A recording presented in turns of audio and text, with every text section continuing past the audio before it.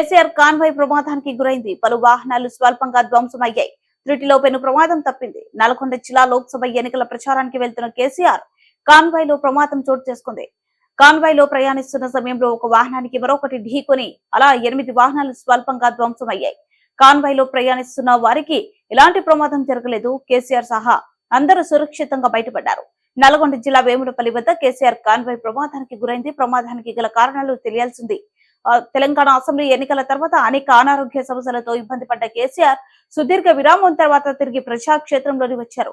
గతంలో కరీంనగర్ లో పర్యటించి రైతుల సమస్యలను తెలుసుకున్న కేసీఆర్ ప్రస్తుతం లోక్సభ ఎన్నికల ప్రచారానికి సిద్ధమయ్యారు. అందులో భాగంగానే బస్సు యాత్రను చేపట్టారు. అయితే మిర్యాలగూడ బహిరంగ సభలో పాల్గొనేందుకు బయలుదేరిన కేసీఆర్ కాన్వాయ్ కు వేములపల్లి వద్ద ఈ ప్రమాదం జరిగింది.